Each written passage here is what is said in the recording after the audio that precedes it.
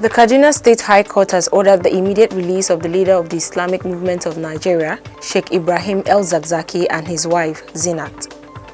Hi, welcome to What's Happening. These are the top 10 stories now.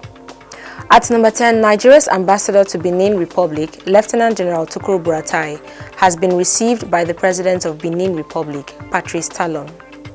Buratai met with the President of the French-speaking West African region on Tuesday during the official presentation of his letter of credence.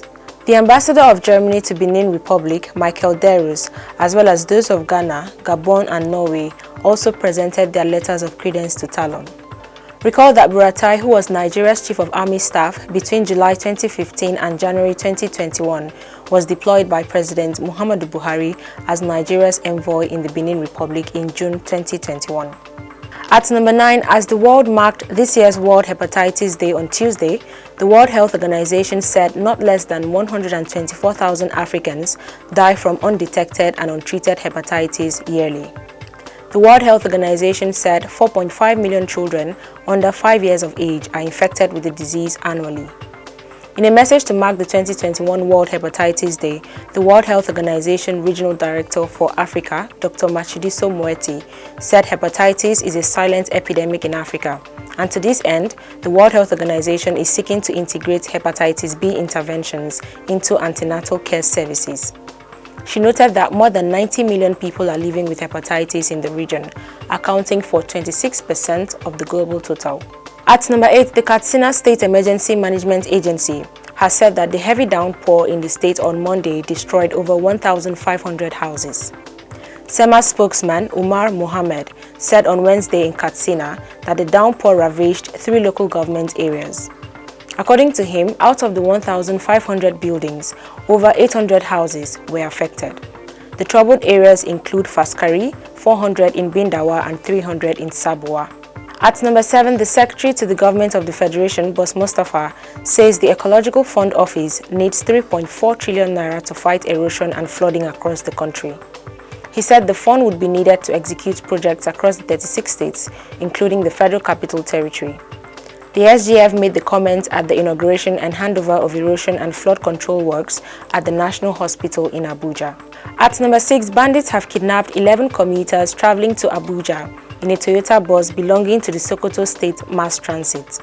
The police command in Zamfara State revealed this in a statement. The command spokesman, Mohammed Shehu, said the police have rescued 2 of the victims. Shehu also refuted claims that the bandits had abducted 60 people. He said a large number of armed bandits blocked the bus traveling from Sokoto to Abuja along the Sokoto-Gusau Road in Bakra local government area. At number 5, a former governor of Imo State, Ikedi Ohakim, has defected to the ruling All Progressives Congress. Ohakim, who was elected as Imo State governor in 2007 on the platform of the People's Progressive Party, announced his defection to the APC at Okohia in his hometown in Isialambano local government area of Imo State. The former governor, who is a staunch ally of former governor Emeka Ihedioha, had also abandoned his party, PPA, to join the People's Democratic Party, where he remained until his recent defection. Ohakim was one of the founding members of the PDP in Imo State and remained a PDP member until November 2006, when he defected to the Progressive People's Alliance to contest for the state governorship election. Speaking at the formal declaration, he said he was persuaded to join the APC by those who will bury me. At number 4, Ifeanyi Ejiofor, one of the lawyers representing the leader of the indigenous people of Biafra, Nnamdi Kanu, has alleged that the UK government may be complicit in the predicament of his client, as the British government is not doing enough for him. The lawyer made the allegation when he appeared on the morning show program on Arise Television on Wednesday morning. According to him, there was likely a connivance with the British government to get Nnamdi Kanu arrested. Ejiofor said, "I can confirm to you that the British High Commission is not doing much about this case. I can confirm to you that there is likelihood of connivance in what happened to my client." At number 3, the State Security Service has arraigned 5 Buhari Must Go protesters who were arrested at Dunamis International Gospel Center in Abuja before a magistrate court. This is coming 2 days after the Federal High Court in Abuja ordered the SSS to release the 5 protesters.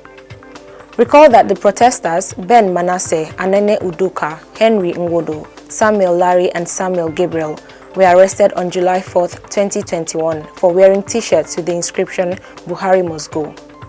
On Monday, July 26th, Justice Anwuli Chikere of the Federal High Court in Abuja ordered the Nigerian Secret Police to immediately release the 5 detainees.